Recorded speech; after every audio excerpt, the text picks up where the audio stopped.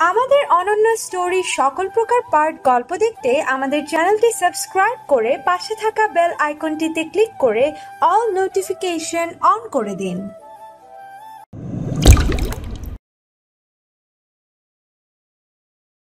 Please আব্বু, তোমরা না করো না। ঠিক আছে, কিন্তু আইহানকে বলা দরকার ছিল না? কি বলছো তুমি এসব? অনন্যার কেন চাকরি করতে হবে? বাড়ির বউ সংসার সামলাবে তা না অফিসের কাজ করতে ছুটবে? অনন্যা এ বাড়ির বউ হওয়ার আগে আমার মেয়ে ছিল, আর এখনও আছে। ওর ইচ্ছায় যথেষ্ট দাম আছে আমার কাছে। কিন্তু আব্বু, ভাইয়া কি ভাবি চাকরি করাটা মেনে নেবে? ননদিনী, তুমি তো আর জানো না, তোমার ওই রাক্ষস ভাই আমাকে চাকরি করার জন্য ফোর্স করেছে। না, উনি কিছু বলবে না, ওনার থেকে পারমিশন নেওয়া হয়েছে, এখন তোমরা অনুমতি দিলেই হবে। সে না হয় ঠিক আছে, কিন্তু আইহান তো চলে গেল, অনন্যা কি এখন একা যাবে অফিসে? চিন্তা করো না মা, আমি ঠিক চলে যেতে পারবো। অনন্যা যে অবস্থায় ছিল সেই অবস্থায় অফিসের জন্য রওনা দিল।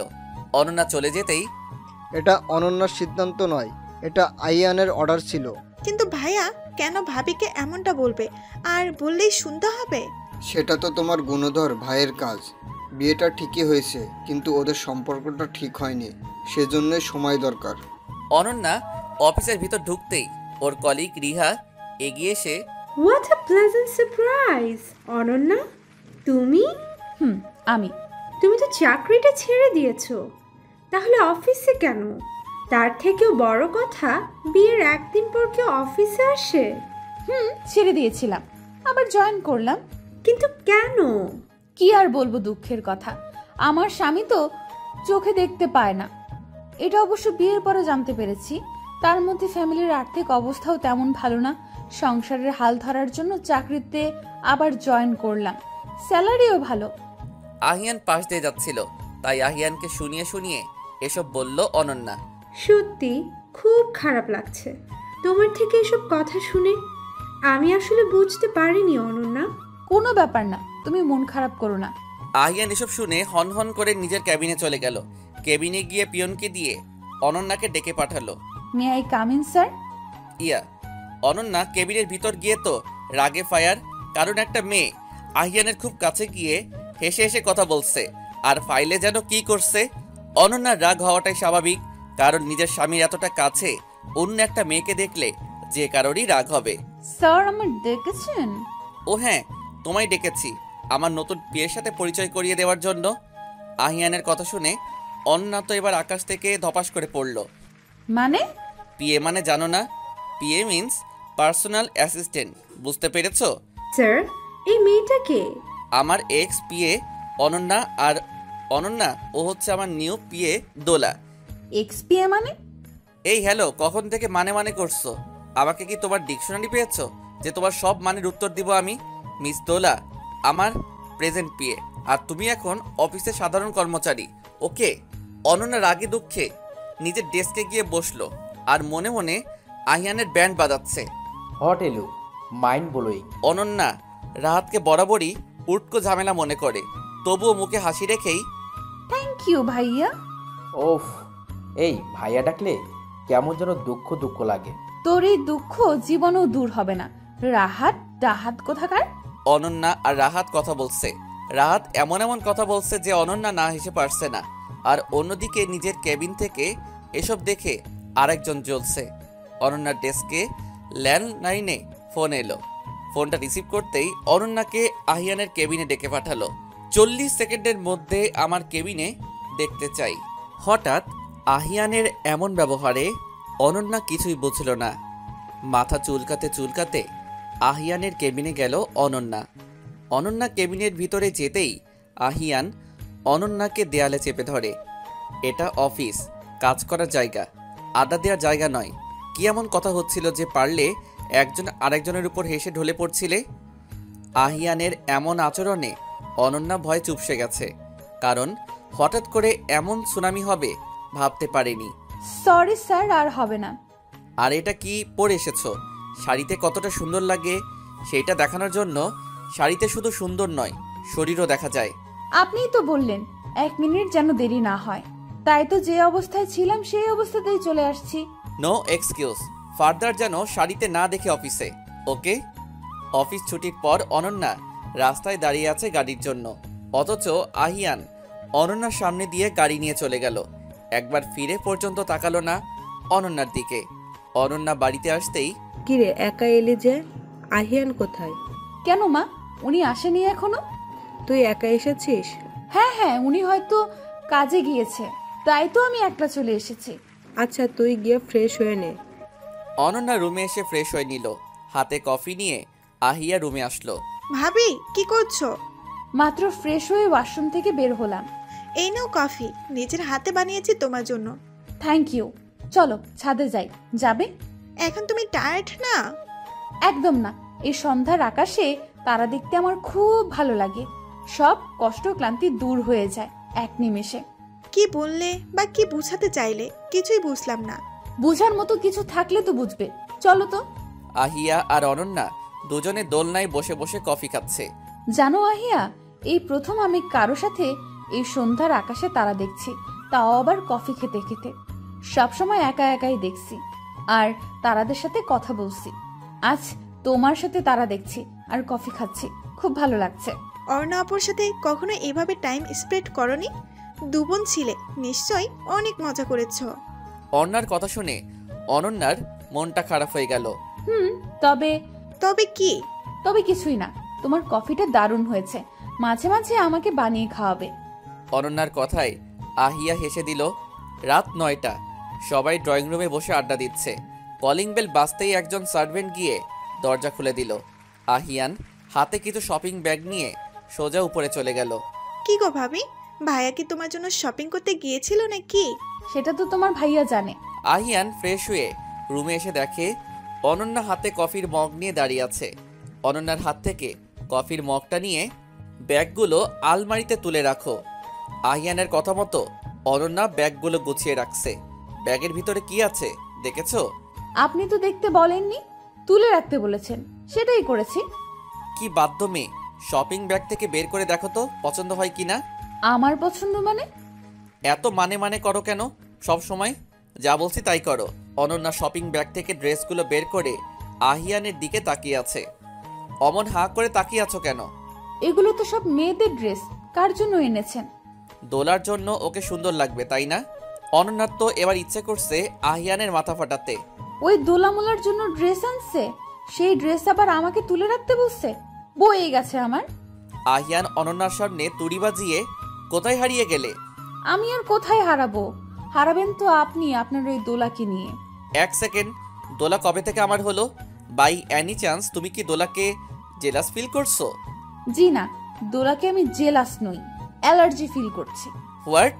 হ্যাঁ, দোলাতে আমার অ্যালার্জি। মানে? দোলা মানে ধুলাবালি, ধুলাবালি চিনেন না? ও নো, এই মেয়েটা আমাকে পাগল বানিয়ে ছাড়বে। হোয়াট এভার, এই ড্রেসগুলো তোমার জন্য, অফিসে এগুলি পরে যাবে। অনন্যা খুশিতে মনটা লেপাগলো ড্যান্স করছে, কারণ আহিয়ান একটু হলেও অনন্যার জন্য ভাবে। আর সেই ভাবনা থেকেই এই ড্রেসগুলো ওর জন্য নিয়ে এসেছে। পরের দিন সকালবেলা ব্রেকফাস্ট টেবিলে, আজ থেকে অনন্যাকে সাথে নিয়ে যাবে অফিসে। ও কি বাচ্চা নাকি যে আমাকে নিয়ে যেতে হবে? এটা কি ধরনের কথা আইয়ান? দুজনেই তো এক জায়গায় যাবে, তাহলে তোমার প্রবলেম কোথায়? আমি সিএনজি কিংবা বাসে যেতে পারবো আব্বু। কি বলছিস এসব? তুই বাসে ট্রামে করে যাতায়াত করবি? বাড়িতে গাড়ি তো আছে, কিন্তু ড্রাইভার তো একটা। আহিয়াকে ভার্সিটিতে নিয়ে যায়। আহিয়ান তুই অনন্যাকে নিয়ে যাবি ব্যাস। বাড়ি থেকে অনন্যাকে গাড়িতে করে নিয়ে এসেছে। কিছুটা পথ এসে গাড়ি থামিয়ে, গাড়ি থেকে নামো। আহিয়ানের কথা শুনে অনন্যা ভ্যাবলা কান্তের মতো আহিয়ানের দিকে তাকিয়ে আছে। আমার দিকে তাকিয়ে থাকতে বলিনি, গাড়ি থেকে নামতে বলছি। আহিয়ানের কথা মতো অনন্যা গাড়ি থেকে নামতেই আহিয়ান গাড়ি নিয়ে চলে গেল। এ যা, এটা কি হলো? ওই রাক্ষসের ভাই খোকস, এই ছিল তোর মনে? শালা কান কাটা ইঁদুর, লেজ ছাড়া বিড়াল, তোর আর কোনোদিনও বিয়ে হবে না দেখিস। এইভাবে আমার উপর অত্যাচার করে কি যে শান্তি পায় হাতির হালুয়াই আল্লাহ জানে। এই বাড়ি থেকে গাড়িতে তুলে মাঝ রাস্তায় এভাবে নামিয়ে দিয়ে গেল। কি মানুষ রে বাবা, 1 নাম্বার ভিলেন। তোকে তো সেরা ভিলেনের অ্যাওয়ার্ড দেওয়া দরকার। 7 দিন পর, এই 7 দিন এভাবেই কেটেছে অনন্যার। রাতে বেলকনিতে ঘুমানো, দিনে অফিসে আহিয়ানের টর্চার। সন্ধ্যায় আহিয়ান ক্লায়েন্ট মিটিং করে বাসায় ফিরল। অনন্যা কোথায়? ওকে তো দেখতে পাচ্ছি না। অরণ্যাকে কি আমার পকেটে নিয়ে ঘুরি যে ও সবসময় আমার সাথে থাকবে? আহিয়ান, অনন্যা তুই একই অফিসে যাস, একসাথে বাড়িতে ফেরাটা কি স্বাভাবিক নয়? এখনো মেয়েটা বাড়িতে ফেরেনি। অফিস তো ছুটি 5টায়, অনন্যা এখনো আসেনি। আমি তো একটা মিটিংয়ে গিয়েছিলাম, সেখান থেকে ডিরেক্ট বাড়িতে আসলাম। আহিয়ানের মনে পড়ল লাঞ্চের পর অনন্যাকে ডেকে নিয়ে নিজের কেবিনে অনেকগুলো ফাইল কারেকশন করতে দিয়েছিল আর বলেছিল যে অবধি ফাইলগুলো চেক করা না হবে সে অবধি অনন্যার ছুটি নেই। তাহলে কি ফাইলগুলো চেক করা হয়নি, সেজন্য এখনো অফিসেই রয়ে গেল? এসব মনে পড়তেই আর এক মুহূর্ত না দাঁড়িয়ে গাড়ি নিয়ে অফিসের উদ্দেশ্যে বেরিয়ে পড়ল আহিয়ান। আহিয়ান অফিসে এসে ডিরেক্ট নিজের কেবিনে গেল, আর যা দেখলো তাতে আহিয়ানের মেজাজ বিগড়ে গেল। কারণ আহিয়ান ভাবছে অনন্যা টেবিলের উপর মাথা রেখে ঘুমাচ্ছে। আহিয়ান কয়েকবার ডাকার পরেও অনন্যার কোনো রেসপন্স পেল না। অনন্যাকে হালকা ধাক্কা দিতেই এক সাইডে ঢলে পড়ল। সাথে সাথে আহিয়ান অনন্যাকে ঝাপটে ধরল, অনন্যার মুখে পানি ছিটিয়ে দিল, কিন্তু তাতেও কোনো কাজ হলো না। আহিয়ান বেশ ভয় পেয়ে গেছে।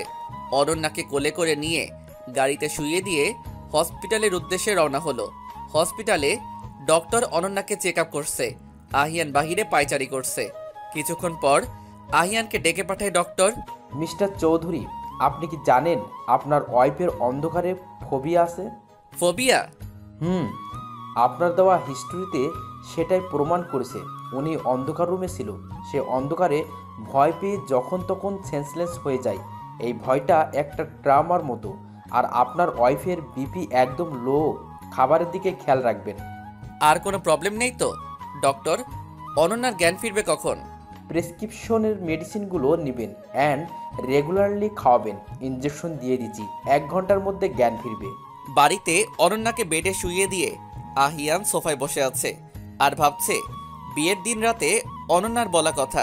প্লিজ আমাকে রুমে থাকতে দিন, অন্ধকারে আমি ভয় পাই, বেডে শুব না, ফ্লোরে শুতে দিন প্লিজ। অনন্যা ভয় পায় শুনে আহিয়ান করিডোরের লাইট অফ করে দেয়। তার মানে বিয়ের পরের দিন সকালে অনন্যাকে এতবার ডাকার পরেও কোনো রেসপন্স করছিল না, কারণ ও সেন্সলেস ছিল। ওর উপর পানি ঢেলে দেওয়ার কয়েক মিনিট পরেই জ্ঞান ফিরে। আমি কি করে এতটা অমানবিক হতে পারলাম? কি করে আমার অনন্যাকে এত কষ্ট দিলাম? ও না হয় আমায় ভালোবাসে না, আমায় বুঝে না, আর এটাই স্বাভাবিক। কিন্তু আমি তোকে ভালোবাসতাম, আর এখনো হয়তো। কিন্তু আমি কেন ওকে বুঝতে পারলাম না? আহিয়ান বাড়ি আসতেই ওর উপর দিয়ে ছোটখাটো ঝড় গিয়েছে বলা বাহুল্য। আহিয়ানের মা বাবা দুজনেই অনন্যার এই অবস্থার জন্য আহিয়ানকে দায়ী করেছে। আহিয়ানের বাবা তো বলেই দিয়েছে অনন্যার প্রতি আর এক চুল পরিমাণ অবহেলা তিনি সহ্য করবেন না। আহিয়ান সব দোষ মাথা পেতে নিয়েছে, মুখ দিয়ে একটা কথাও বের করেনি। আহিয়া যে কিনা আহিয়ানের তাকানো দেখে 3বার ঢোক গিলে সে পর্যন্ত আহিয়ানকে ছেড়ে কথা বলেনি। অনন্যার জ্ঞান ফিরতেই নিজেকে বেডে আবিষ্কার করলো। আশেপাশে তাকিয়ে দেখে আহিয়ান সোফায় বসে আছে, কপালে হাত দিয়ে। আহিয়ানের বলা কথাটা মনে পড়তেই অনন্যা বেড থেকে উঠতে নিল। কি করছো? উঠছো কেন? সরি, আমি নেমে যাচ্ছি। আমি কি নামতে বলেছি? তুমি থাকো, আমি তোমার জন্য খাবার নিয়ে আসছি। অনন্যা আহিয়ানের কথায় পাত্তা না দিয়ে বেড থেকে নামতে নিল। সাথে সাথে আহিয়ান অনন্যার হাত ধরে টেনে আবার বেডে শুইয়ে দিল। এখান থেকে একটু নড়াচড়া করলে খবর আছে। ছাড়ুন আমাকে, এখানে আমার জায়গা না, নিজের জায়গায় যেতে দিন আমাকে। আমি যখন বলেছি এখান থেকে নামবে না তো নামবে না।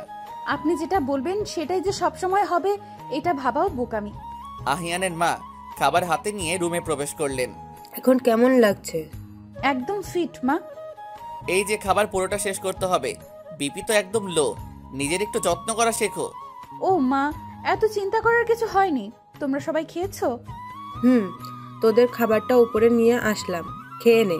আমি কি তোকে খাইয়ে দেব? না মা, আমি পারবো, অনেক রাত হয়েছে, তুমি গিয়ে ঘুমাও। হ্যাঁ মা যাও, আমি আছি তো। আহিয়ানের মা চলে যেতেই হা করো। খাবেন আপনি? আমি হা করব কেন? আমি খাবো বলে তোমাকে হা করতে বলেছি, ইডিয়েট। হা তুমি করবে, খাবারও তুমি খাবে। খাবো, তবে আপনার হাত দিয়ে নয়, আমার হাত আছে, আর আমি আমার হাত দিয়েই খেতে পারবো।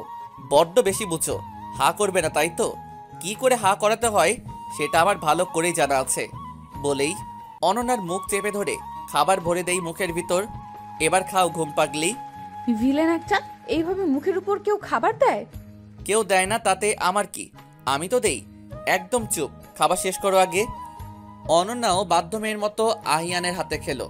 না খেয়ে যে উপায় নেই, তাই ঝামেলা না করে খেয়ে নিল। আপনি খাবেন না? খাবো। আর খেতে খেতে আজকের কাহিনীটা শুনবো। কিসের কাহিনী? অফিস ছুটি হয় 5টায়। তুমি ছুটির সময় অফিস থেকে বের হওনি কেন? কেন আবার? ঘুমিয়ে পড়েছিলাম। যখন জাগনা পাই তখন দেখি পুরো অফিস অন্ধকার। তখন কি? কি আবার, মাথাটা ঝিমঝিম করলো। চেয়ারে বসতে বসতেই আর কিছু মনে নেই। জ্ঞান ফিরে নিজেকে বিছানায় পেলাম। আমি ভেবে পাই না এত ঘুম পাও কোথায়। তোমায় তো এতগুলো ফাইল চেক করতে দিয়েছিলাম, সেগুলো রেখে ঘুমালে কোন সাহসে? সব দোষ তো ওই ফাইলের। বেশি কাজের চাপ কিংবা টেনশনে থাকলে আমার প্রচুর ঘুম পায়। স্ট্রেংথ। তুমি কোন দেশের মানবী? মানবী। মানুষ? ও তাই বলুন। কিছুক্ষণ পর অনন্যাকে বেড থেকে নামতে দেখে, এ কি, বেড থেকে নামছো কেন? ডক্টর তোমাকে বেড রেস্ট করতে বলেছে। তবে সেটা বেড রেস্ট নয়, ফ্লোর রেস্ট হবে আমার জন্য। অনন্যার কথা শুনে আহিয়ানের খারাপ লাগলো, কিন্তু প্রকাশ করলো না। আমি ওয়াশরুমে যাচ্ছি, ফ্রেশ প্লাস ড্রেস চেঞ্জ করতে হবে। ফ্রেশ হয়ে এসে অনন্যা সোজা করিডোরের দিকে পা বাড়ালো। কোথায় যাচ্ছ? ঘুমাতে। বললাম না বেডে ঘুমাবে। অনন্যা আহিয়ানের কথা গায়ে না মেখে করিডোরে গিয়ে শুয়ে পড়ল, চোখ বন্ধ করে। 1 মিনিট পরে অনুভব করলো ও শূন্যে ভাসছে। চোখ খুলে সামনে আহিয়ানকে দেখতে পেল। এতক্ষণে অনন্যা বুঝতে পেরে গেছে ও আহিয়ানের কোলে ভাসছে, শূন্যে নেই। আহিয়ানের কোলে নিজেকে আবিষ্কার করতেই হাত পা ছোটাছুটি শুরু করলো অনন্যা। কোনো লাভ হবে না, সো শক্তিটুকু অযথাই নষ্ট করো না। নামান বলছি আমাকে, না হলে কিন্তু। না হলে কি করবে শুনি? না হলে কিন্তু আমি আপনাকে কামড়ে দেব। নামান বলছি। ওকে, তাহলে তাই হোক। এ কি, আপনি আমার দিকে এগোচ্ছেন কেন? তুমি না বললে আমায় কামড় দিবে, তাই। সরেন, আমি থাকবো না বেডে, আমি ফ্লোরেই ঘুমাবো। উঠে যেতে নিলে আহিয়ান শক্ত করে অনন্যাকে জড়িয়ে ধরে। বড্ড জেদ না তোমার? এখন যাও। অনন্যার তো দম আটকে আসার উপক্রম। একে তো এমন শক্ত করে জড়িয়ে ধরেছে, তার উপর আহিয়ানের হার্টবিটের সাউন্ড শোনা যাচ্ছে। আহিয়ানের নিঃশ্বাস এসে পড়ছে অনন্যার মুখে। সব মিলিয়ে অনন্যার অবস্থা ফ্রিজড। ছাড়েন, আমার দম বন্ধ হয়ে আসছে। আহিয়ান অনন্যার মুখের দিকে তাকিয়ে মুচকি এসে, দম বন্ধ হয়ে আসছে কেন? আহিয়ান ভালো করে বুঝতে পারছে অনন্যার অবস্থা। এইভাবে জড়িয়ে ধরাতে অনন্যার এমন আনইজি লাগছে। কেন আবার? এভাবে ধরে রাখলে যে কারোরই দম বন্ধ হয়ে আসবে। তোমার হার্টবিট এত ফাস্ট রানিং হচ্ছে কেন? আচ্ছা, আপনার মতলবটা কি বলেন তো? আমাকে মেরে ফেলার ধান্দা এসব, তাই না? জড়িয়ে ধরলে যে কেউ মরে সেটা জানতাম না। আচ্ছা, জড়িয়ে ধরাতেই তোমার এইরকম নাজেহাল, বাকিগুলোতে কি হবে তাহলে? নির্ঘাত হসপিটালাইজড করতে হবে। কি সব বাজে কথা বলছেন? ওকে, ঘুমাতে দাও। বারণ করছে কি? ঘুমান। এইরকম নড়াচড়া করলে কেমনে ঘুমাবো? আমাকে ছাড়ুন, তাহলেই ঘুমাতে পারবেন। ছাড়বো না, আর একটু যদি নড়েছো তাহলে কিন্তু। তাহলে কি? ভয় পেয়ে গেলে আমি বলতে চেয়েছিলাম, যদি নড়েছো তো এর থেকেও বেশি শক্ত করে জড়িয়ে ধরবো। যদি সেটা না চাও তাহলে নড়বে না, যদি চাও তাহলে নড়ো, আমার ধরতে প্রবলেম নেই। প্রবলেম থাকবে কি করে? লুচুর বস্তা কোথাকার। কিছু বললে? কই না তো, কি বলো? সেটাই তোমার জন্য বেটার। কিছুক্ষণ পর দেখ, রাক্ষসটা সুখ কত, আমাকে কোলবালিশ পেয়েছে, কি সুন্দর আরাম করে ঘুমাচ্ছে, তাও আবার আমার পেটের উপর হাত রেখে। মন্ডায় চাইতাছে উষ্টা দিয়ে বেডের থেকে ফালায় দিই। দূর, ভাল লাগে না, আমার তো ঘুমই আসছে না। কিছুক্ষণ পর অনন্যাও ঘুমের রাজ্যে চলে গেল। সকালে আহিয়ান জাগনা পেতেই অনন্যার দিকে নজর গেল। অনন্যাও এক হাতে আহিয়ানকে জড়িয়ে ধরে আছে, চুলগুলো কপালে পড়ে আছে। আহিয়ানের ইচ্ছে করছে আলতো হাতে চুলগুলো সরিয়ে অনন্যার কপালে গুড মর্নিং কিস করতে। যেই ভাবা সেই কাজ। অনন্যার কপালে পড়ে থাকা চুলগুলো সরিয়ে দিয়ে আলতো করে অনন্যার কপালে নিজের ঠোঁট ছুঁয়ে দিল আহিয়ান। আহিয়ানের ঠোঁটের স্পর্শ পেতেই অনন্যা একটু নড়ে উঠল। আহিয়ান মুচকি এসে ফ্রেশ হতে চলে গেল ওয়াশরুমে।